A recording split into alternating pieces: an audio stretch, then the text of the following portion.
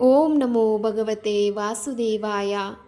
ಶ್ರೀ ಗುರುಚರಿತ್ರೆ ಶ್ರೀ ದತ್ತಾತ್ರೇಯ ಚರಿತ್ರೆ ನಿತ್ಯ ಪಾರಾಯಣ ಗ್ರಂಥ ಅಧ್ಯಾಯ 23. ಶ್ರೀ ಗುರುಭ್ಯೋ ನಮಃ. ಹರಿ ಓಂ. ಬ್ರಾಹ್ಮಣ ಮನೆಯ ಬರಡೆಮ್ಮೆ ಹಾಲು ಕರೆದ ಸಮಾಚಾರ ಗ್ರಾಮವೆಲ್ಲ ಹರಡಿತು. ಶ್ರೀ ಗುರುಗಳ ದರ್ಶನಕ್ಕೆ ಗ್ರಾಮಾಧಿಕಾರಿಯೊಂದಿಗೆ ಅನೇಕರು ಅಲ್ಲಿಗೆ ಬಂದರು.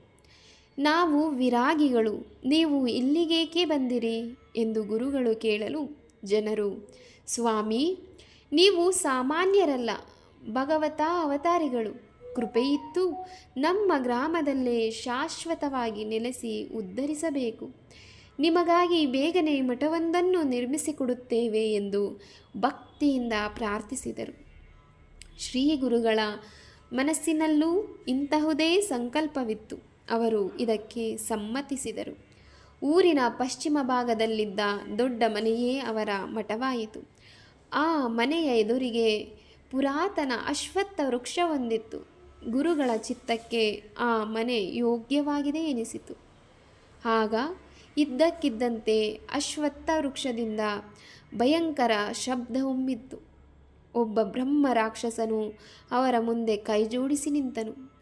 ಆ ಬ್ರಹ್ಮ ರಾಕ್ಷಸನು, ಸ್ವಾಮಿ, ತಾವು ಅಧಿಕಾರಿಗಳು, ತಮ್ಮ ದರ್ಶನ ಮಾತ್ರದಿಂದಲೇ ನನ್ನ ಪಾಪಗಳನ್ನೆಲ್ಲ ನಾಶ ಹೊಂದಿದವು, ದಯಮಾಡಿ ನನ್ನನ್ನು ಉದ್ಧರಿಸಿ ಎಂದು ಪ್ರಾರ್ಥಿಸಿದನು.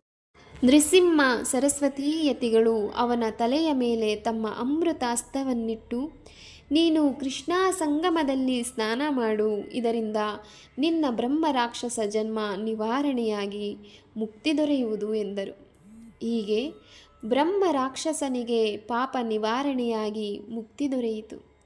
ಈ ರೀತಿಯಾಗಿ ಆಳುಮನೆ ಶ್ರೀ ಗುರುಮಠವಾಗಿ ಹೋಯಿತು. ಬ್ರಹ್ಮ ರಾಕ್ಷಸನಿಗೆ ಮುಕ್ತಿ, ಗಾಣಿಗಾಪುರದ ಜನಕ್ಕೆ ಗುರುಕೃಪೆ ದೊರಕಿತು. ಊರಿನ ಸಕಲ ಜನರೂ ನಿತ್ಯ ಶ್ರೀಮಠಕ್ಕೆ ಬಂದು ಗುರುದರ್ಶನ ಮಾಡಿಕೊಂಡು ಹೋಗುತ್ತಿದ್ದರು. ಇದೇ ಸಮಯಕ್ಕೆ ಸಮೀಪದ ಕುಂಸಿ ಎಂಬ ಗ್ರಾಮದಲ್ಲಿ ಅಹಂಕಾರಿಯಾಗಿದ್ದ ತ್ರಿವಿಕ್ರಮ ಎಂಬ ಪಂಡಿತನಿದ್ದನು. ಆತನು ನೃಸಿಂಹ ಸರಸ್ವತೀ ಯತಿಗಳು ಜನರನ್ನು ಮೋಸಗೊಳಿಸಿ ಮೋಡಿ ಮಾಡುತ್ತಿದ್ದಾರೆ ಎಂದು ಹರಡಿದನು.